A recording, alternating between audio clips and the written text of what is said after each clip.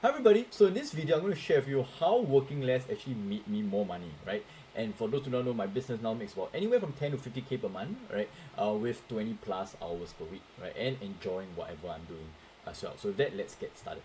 So who am I? Very quickly, I say I was in the tech startup space with more than 1,000 entrepreneurs, facilitated more than a couple of $1 million of funding for corporates, VCs and whatnot, generated more than $5 million as a digital marketer, and $300,000 for my side hustles, and was a number flip for Tony Robbins. Took a leap of faith, right? Late 2020, 2021, where I made from 0 to 100k in less than 12 months and I've served more than 350 people from my company since. And right now, what I do is I help people make extra 10 to 30k per month while having the time, energy, and freedom to enjoy your life. So, what do you expect on this video?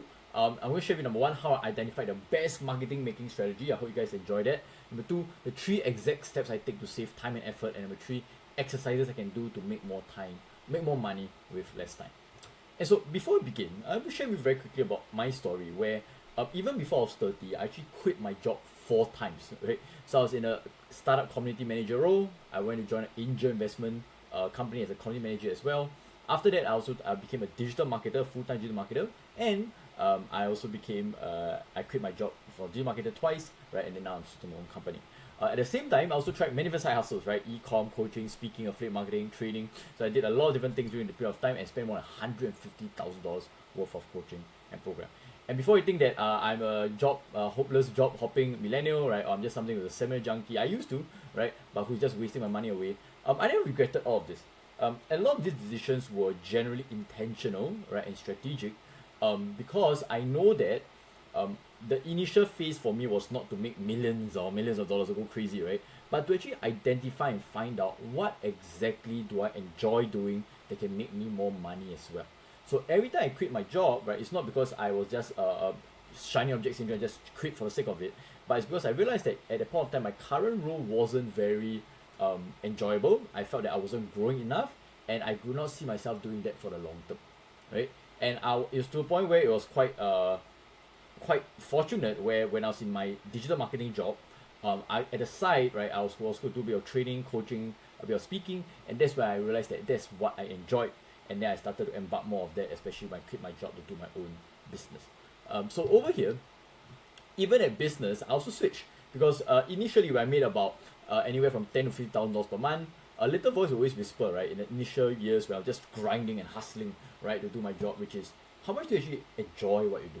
And so after months of reflection, I committed to being a lifestyle business that's both profitable and enjoyable. So even money was good, I realized that I wasn't really enjoying myself as much as I could. And so since finding this new model, and you can watch my video, right, in my homepage, right, or in somewhere in the description, but I realized that after I switched my model to a business where I actually enjoy, I like it, so life became good, right? And all this because of what I call lifestyle business blueprint. You can check it out. But I'm going to share you some of my lessons about how I was able to make more money, right, while spending less time. And so the first lesson is the best strategy is the one you can do the longest. So I wrote a post, right, where I talk about how you can make money with almost any strategy in the world, right? Whether it's dropshipping, e-com, LinkedIn, Facebook, TikTok, Instagram, high ticket, low ticket, online courses, coaching, speaking, B2B, B2C. So you can make money in any space, right? Because time and time is showing again that these strategies have produced lots and lots of multi-millionaires, right? People who are enjoying their lives. So most models are what I call possible, right? To make money. But the question is, which one is the one that best works for you? And from what I've learned, right, after interviewing more than 40 of the top Asia speakers, coaches, entrepreneurs, leaders, and my own research as well, I realized the best strategy is the one that you can do the longest. The more time you spend on something, right, the more it can potentially grow. And so instead of trying to find out what's the best strategy out there because the market says so, try to find out what's the best kind of activity for you, right, the one that you can do the longest. And so one very quick question I learned from this guy called Nava Ravikant. He's a tech entrepreneur and a philosopher, right? So he's a pretty cool guy. And he talks about this, which is what looks like work to others, but feels like play to you.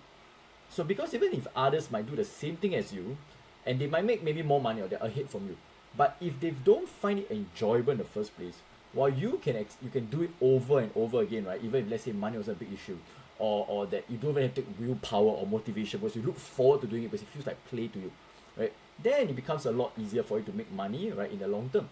So right now, right, my activities, and I'll share with you more of that later, is all conditioned to those activities I actually enjoy, right? Creating content, creating playbooks, teaching, coaching, and consulting my clients as well. So everything else I somewhat delegate, right? And because that feels like very torturous work to me. So there's something to consider. And so one activity that my own mentor, right, taught me is called the zone of genius, which is at the end of the day in your business or even in your career, if you can find the intersection of activities of what you actually enjoy, which is high passion, and what you're actually great at, right, which the market wants to pay you, obviously. So if you can find that intersection, right, it becomes what we call a zone of genius, and that are the activities that you want to focus on to make more money over and over again. Because why? If you find activities that you enjoy that feels like play to you, it doesn't feel like work anymore. So that's just my first key lesson is find out the strategy, find out your activities that are enjoyable to you, what makes money at the same time, right? And then everything else in other sort of activities that you might want to delegate or automate, which is also my next point later. And so another quick exercise you can do is what we call the alignment equation, which I learned this from my virtual mentor, generates about 2,000 USD per year in recurring revenue, just by working 2-3 hours a day. So he years ago he created what I call the alignment equation, which is a 4-part assessment that can help him and his client identify misalignment in the business or life. So number one is target passion, right? When it comes to the people you're working, right? Let's say you're in a business or side hustle. In terms of the people you're working, how excited are you to actually work with them to help them solve their problems, right? As well. So in terms of the people, right? That's one. Number two then is obviously the problems you're trying to solve for them, right? Are you actually excited, enthusiastic about doing it? Because if you're not excited or you just feel it's like a very boring recurring thing, or you don't find that it's very meaningful, chances are you won't do this for the long term. Number three is what we call a dream outcome congruence. How excited are you to help your clients or the people you work with to achieve their dream transformation, dream outcome, right? Because again, right, if you're excited, right, and then you're driven to help them out because you believe in what you do in terms of the results, right, great. If not, then it can be very tough for you to play the long-term game. And the last thing is the process alignment, right? Ensure that delivering the transformation is enjoyable and manageable, right? From scale of 0 to 10. And again, if you do not like the way you're helping them, right, chances are you won't do your best and you cannot play this for the long term. Okay, so next thing is how I spend less time doing non-enjoyable activities or non-profitable activities. So 3 ways you can do it. Number 1, delegate. Number 2, automate. Number 3, systemize. I'll share with you some quick examples along the way. So delegate, very quick story. So the first time I actually did this properly in my work was actually my full-time, my second job. And that was because I was tasked to create an entire angel investing guide to introduce angel investing to a lot of people in Southeast Asia. At that point of time, it wasn't very well known yet. And so the thing is, I actually enjoyed writing, researching, creating the frameworks. I actually enjoyed the creation of the entire ebook. But what you see over here is the fact that there was the design, and I absolutely suck at design, right? So what I did, and this was on my own accord, I didn't even ask approval from my bosses to do so because I was planning to use my own money because designing the ebook was such a disastrous thing for me, right? And it wasn't up to my standards. So what I did, I went to Fiverr and I paid someone about, it wasn't very cheap, right? But I could have probably found cheaper. I actually paid about $50 for someone to design my entire ebook in terms of the cover, right, and in the pages, or the pictures and the photos and the designs. And when number one, right, not only did I save precious time that can be used for other activities, whether is it my work or my life, right, I saved lots of hours of headache with just $50. It was a very good job, right? It was a very well designed ebook, at least from my standards, right? And it was very good to the point where we I think got more than 1,000 downloads if I'm not wrong, right, in just a very short period of time. And so I think the big lesson learned, and this showed me the power of delegation.